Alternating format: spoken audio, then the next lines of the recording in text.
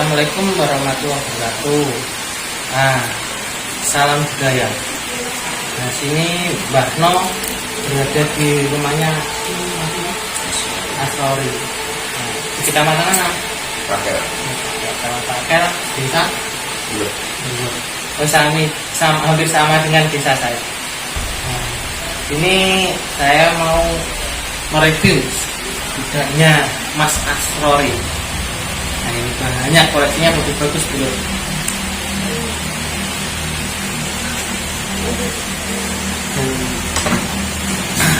Seperti apa ya, museum, koleksinya bagus semua, pusakanya terawat. Ini Mas Asrori ini sudah berapa tahun ya? Tentang edukasi pembelajaran tentang busana haji 10 tahun, 11 tahun. Sebenarnya kan saya dari awal mula ada peninggalan pakai duduk. Dari dulu juga. Dari duduk seperti itu. Setelah saya ramah, saya punya rasa dari rumah. Saya belajar untuk jamasi ya. Itu kan pada kalanya sebagian orang itu berpikir atau berkeyakinan bahwa garis itu cenderung pada hal-hal yang gaib atau tentang planet gitu. Betulnya gitu Mas. Jadi itu kalau menurut saya pribadi tidak seperti itu. Yang terpenting kita itu merawat bagaimanapun ini adalah peninggalan terdahulu. Betul. Tentang sejarah peninggalan terdahulu, terus bagaimanapun juga mahakarya anak bangsa terdahulu. Kita tentang sejarah kan kita harus meneliti itu saja. Jadi sudah hampir 11 tahun ya mengoleksi pusaka-pusaka ini. Ini yang membuat hati saya ada deg-degan gitu. Nah ini, kalau tembus kayak gini dinamakan kendit ya Mas ya. Nah, ini rasanya spesial gitu. Jadi Mbah No apa ya, silaturahmi kemana-mana itu untuk apa? Untuk supaya muda sekarang itu bisa menghormati peninggalan leluhur ya Mas ya. Jadi supaya bisa merumah, bisa merawat, jangan sampai apa ya, disalahgunakan. Maksudnya dalam disalahgunakan itu apa, kayak gini tidak dihormati sampai diputusin. Kemarin tuh saya melihat di Facebook itu, nah, pusaka sampai diputusi apa gimana gitu. Jadi kurang enak hati saya. Nah ini kelihatannya bagus sangat Mas. Nah ini apa ini ya? Itu jenis batu keris panda yang berlok 9. Nah, tidak saya apa ya, bosan-bosan untuk mengingatkan sebuah pusaka kalau membuka ya, etikat membukanya itu harus diberikan dulu. Kenapa? Karena menurut Mbah No pribadi, nah ini untuk mendoakan sang empunya yang membuat dulu zaman dulu. Jadi ada etikat baiknya, ada sopan santunnya membuka sebuah pusaka. Ini saya penasaran ya.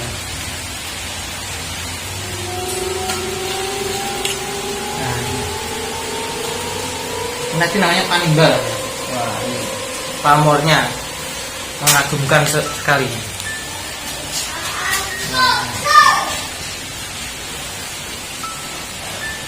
Dan sangat terawat ini pusakanya. Kok bisa dibilang panimbal itu bagaimana? Dan kita bisa baca mungkin di buku-buku tentang keris gitu kan. Nah, itu kalau 29 itu kan ada subuhannya itu diwastani panimbal. Untuk pamornya termasuk pamor Pegaringan, Bronjo Ulung, pamor Pegaringan juga Bronjo. Oh, nah ini masnya sama sangat ahli ya. Ini kan saya harus belajar lebih banyak untuk mengenal sebuah pusaka. Seperti yang ini ini juga tergolong keris yang sederhana, namanya brojol. Kan tetapi di sini dalam brojol ini Sang Empu berhasil melahirkan sebuah pamor. Pamor cuma mempon. Oh, kalau di pinggirnya itu mempon ya Mas? Mempon. Kalau di tengahnya itu ada, kita bilang mempon desain. Menurut pemahaman saya ini adalah mempon. Terus pada bronjonya termasuk bronjonya juga bronjo simbang, ini tersederhana banget. Tapi pamornya mempon itu yang buat spesial. Kalau menurut filosofinya, kalau pamor mempon untuk pengayuman, karena pengayuman. Tapi saya bilang seperti ini, saya cuma bilang sedikit, namanya edukasi kan ya. Iya, benar. Sejarah. Ada kalanya kalau saya bilang untuk pengayuman, karena siapa yang memberi pengayuman itu? Ya, pengayuman beda lain dan bukan Gusti yang berhubungan. Allah Subhanahu wa Ta'ala. Jadi semua itu sarana. Benar. Ada kalanya orang bilang bahwasanya keris itu syirik. Terus saya tunggu pertanyaan, syiriknya di mana? Gitu kan. Misalkan kalau orang Jawa misalkan, kalau zaman dahulu kalau keluar rumah misalkan, kalau nggak bawa keris kayaknya nggak nyaman. Itu bisa dibilang ke orang rumah. Jangan kan ke orang dulu, orang sekarang pun ya. Satu saat begini maaf ya. Sama siapa tadi Mas Dion. Mas Dion itu keluar dari rumah nggak bawa HP nyaman kan? Ya, enggak. Bisa dibilang syirik nggak? Semua itu sebenarnya kan tergantung niat kita. Ya, betul. Jadi kembali pada niat. Itu ya. Semua itu dikembalikan pada nama amal itu niat. Niat kita untuk apa? Kalau kita pribadi kan, saya biasanya melalui sejarah itu peninggalan terdahulu gitu saja. Nah ini penjelasan Masnya ini kan sangat detail, jadi jangan sampai disalahpahami pegang pusaka itu syirik atau apalah. Ya sebetulnya mohon maaf, tapi itu apa ya, kita kan untuk melestarikan budaya gitu. Nah, ini keris apa lagi nih? Kalau yang ini, kalau menurut senior orang jauh itu dibilang sepokal sari. Sepokal ya? Sepokal ya, sepokal. Di sini ada pamor. Nah, pamornya bukan semi ada rami. Kenapa dibilang tunggal semi ada rami? Ini tunggal semi. Di sini ada rami itu di patung ada pamor apa itu? Tunggal semi ada rami itu ada. Ini agak sedikit kotor. Karena terlalu lama juga. Iya, lama juga. Pusakanya wah spesial gitu. Belum pernah tahu pusakanya terawat ini. Terawat banget ini. Gitu.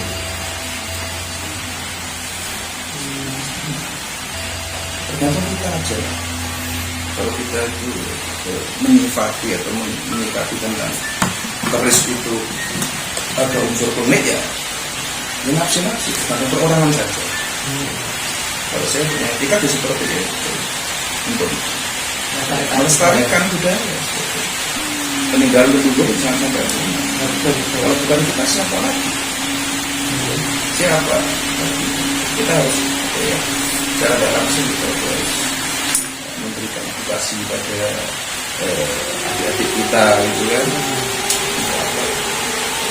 Untuk mengenal budaya. Supaya adik kita itu kan kalau zaman dulu berperang pakai apa? Ini kan fungsinya dulu buat perang dulu, tapi sekarang kan untuk melestarikan. Dan nanti kalau ditanya dulu untuk membela Indonesia pakai apa? Masa pakai pistol? Nah, itu pistol itu kan dari luar ya. Kalau orang Jawa itu pakai keris, pakai pusaka gitu. Jadi membuat kitanya itu juga ada ritualnya ya. Jadi ada puasanya meminta ke Allah supaya apa jadi pusaka untuk membela Indonesia kan gitu Mas. Nah, jadi ya kita sekarang kan nggak buat perang, sekarang untuk mengenang jasanya leluhur kita itu bagaimana. Kalau semua itu kita apa ya kirim ke luar negeri, nah, orang luar negeri pun melestarikan budayanya, budaya Indonesia sampai ke luar negeri juga. Nanti kalau keturunan kita yang mau bertanya kerisnya apa, cuma masa cuma cerita tapi nggak ada buktinya ya. Kalau dipertahankan di Indonesia kan ada buktinya, oh ini zaman dulu buat perang zaman dulu, makanya di Solo ada museumnya. Ini koleksinya Masnya sudah berapa ratus? Ada seberapa banyak, kurang lebih 100-an. Oh, 100. Semua itu 100-an. Ini ada 100. Ini kalau misal kalau Masnya ini pengen tua ya sangat, ini di semua dijual 1 juta bakal bawah ya. Nah gitu, ada 100 dan 100 juta loh. Gitu. Jadi kita itu kalau ngagum seni ya Mas ya, kalau menurut saya itu nggak keduniawian. Semua itu karena kita cinta terhadap leluhur sebetulnya. Cinta budaya sendiri dan ketepatan saya pribadi itu juga bersama teman-teman punya satu buku paguyuban sejak leluhur merawat edukasi dan sampai Masnya juga punya paguyuban. Itu alhamdulillah ada 2 tahun ini sudah dapat perizinan dari pemerintah sudah bersertifikat. Masih sertifikat juga ya? Iya. Mantap. Kalau nggak ada perizinan kita kan susah. Ya kita katakanlah mau napak tilas atau mungkin kita mau ngasih edukasi ke adik-adik kita. Itu kan kita kalau nggak punya badan hukum kan ya repot. Makanya ilegal nanti ya. Betul seperti itu. Ini semua kembalikan pada kita saja. Terserah orang yang kalau bahasa saya itu orang-orang yang sok yang mana jadi bilang sok itu kenapa? Mungkin bahasa kita itu ngopinya belum ada. Oh benar-benar. Kalau ngopinya ada itu gak gampang maju, gitu loh, gak gampang maju. Terus si A misalkan, wah rasanya kok keris, itu apa nggak musrik misalkan, nah, itu kan ada unsur-unsur goibnya. Sebenarnya bukan itu, gitu kan. Seperti ini misalnya, seperti ini. Nah, ini kan bilang seperti ini kan kawanan ya, ini namanya Jalak Sinom memang itu memang diciptakan oleh sang empu itu simbol mungkin ke prajuritan seperti itu. Jadi tidak dibalikan tadi tidak harus dihukumi syirik dan sebagainya. Ini kok bisa dinamakan Jalak Sinom nih? Ya, karena ini ya ada kata aja masuk Quran dengan gitu ya. Oh, seperti itu. Nah, supaya sedulur kabeh itu bisa memahami gitu ya. Seperti itu jadi kembalikan pada diri kita. Nah ini yang saya pegang ini kok antik ya. Antik kayak peninggalan raja ini. Ini kayunya Timur Mas ya? Ya, kayu Timur. Itu dapur Paninggal. Ya, kan? Iya betul. Itu juga Paninggal. Paninggal warangkanya itu warangka Jawa Timuran. Nah, Jawa Timuran seperti itu. supaya sedulur Mbah No semua tahu apa filosofi keris dan penjelasannya itu kan Masnya ini kan sudah ahlinya. Kalau tentang penjelasan, saya rasa saya masih terlalu awam tahu untuk penjelasan itu apa. Tapi yang jelas di situ harus digarisbawahi, saya adalah pecinta pesona. Tapi daripada saya lebih pengalamannya lebih banyak masnya ini.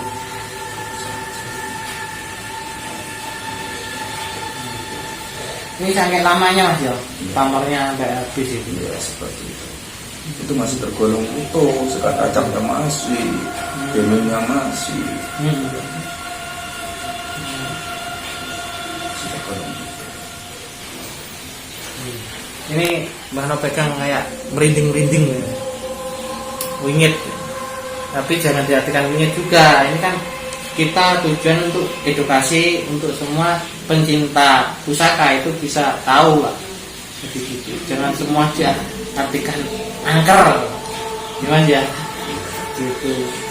Ini cuma pencinta atau merawat peninggalan leluhur. Gitu.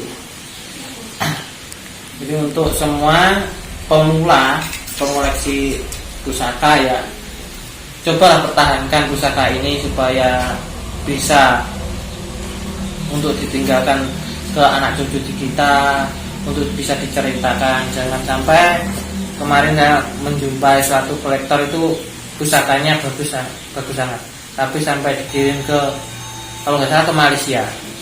Nah gitu, jadi kan eman kalau bahasa Jawa gitu. Jadi untuk dikoleksi pribadi lah, jangan sampai dikirim ke luar negeri. Dan itu juga apa ya? Yang selama ini yang pernah saya alami, saya paling bisa dibilang kurang pas apabila pusaka leluhur kan itu sampai harus dikirim ke luar negeri, harus dinominalkan, itu yang sayang.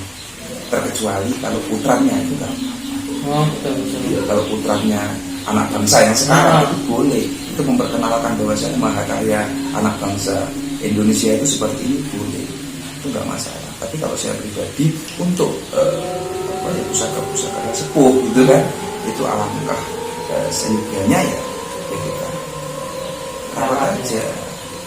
Kalau kita cuma mementingkan dengan nominal, itu kan kayaknya kurang pas. Ya sah-sah saja namanya jual beli misalkan, itu sah-sah saja, boleh-boleh saja. Tapi saya sendiri gitu ya. Kalau yang membawa atau mungkin ada teman atau kalau cuma wilayah sekitaran sini, oke, boleh gitu kan, tidak masalah. Itu kalau saya, itu kalau harus ke luar negeri.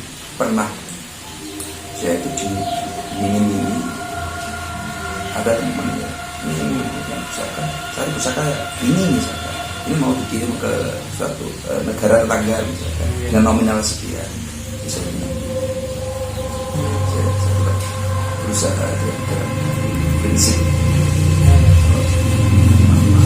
kalau memang dikirim di luar sana, itu kalau saya itu nggak mungkin kasih yang lama pasti. Itu kan untuk mengenalkan suatu budaya ke negeri lain yang itu bagus juga. Tapi kalau yang sepuh-sepuh itu kan eman lah di saya pribadi. Makanya kalau pengoleksi pusaka itu, kalau sudah pengoleksi itu kan nggak keduniawian gitu kan gitu. Makanya itu kan ada 100 biji lah, 100 biji kan dikiranya semua 100 juta itu. Padahal ini harganya itu lebih dari 1 juta. Gitu loh. Kalau dikira 1 juta aja kan sudah 100 juta loh. Itu makanya kalau pengen kaya itu sudah kaya ya Mas ya. Sampai saya ngomong berat kalau sudah masa kaya dan gitu sebenarnya bukan dirinya kita. Gimana kita menyikapi hidup itu. Menyikapi hidup.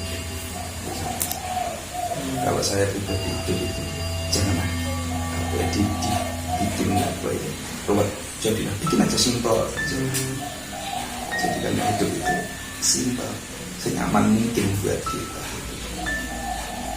Jadi bisa merasakan hidup nikmat ya. Betul. Kalau kita cuma cenderung ke duniawian misalkan, nanti ya tidak berujung gitu kan. Misalkan kan kalau dunia kita ngajak dunia itu, misalkan dunia digenggam sama itu kan kita ada kenyamanan, dua gitu ya. Udah itu saja. Bisa dinamakan hidup ya. Jangan mempersulit diri sendiri. Iya, iya. Coba saja. Terus ini semua tidak ada yang atur, makanya selama ini harus ikhtiar gitu kan. Ikhtiar. Itu saja. Nah, terima kasih penjelasannya Mas Asrori ya tadi ya. Nah, semoga edukasi pusaka ini bisa membuat pengalaman atau menambah pengertian tentang pusaka. Jadi pusaka kalau bisa itu dirawat di Indonesia saja itu. Semoga video-video yang Mbah No buat ini bisa mengedukasi sedulur kabeh yang dimanapun Anda berada. Jangan lupa like, subscribe, boleh komen asal sopan. Assalamualaikum warahmatullahi wabarakatuh. Salam budaya.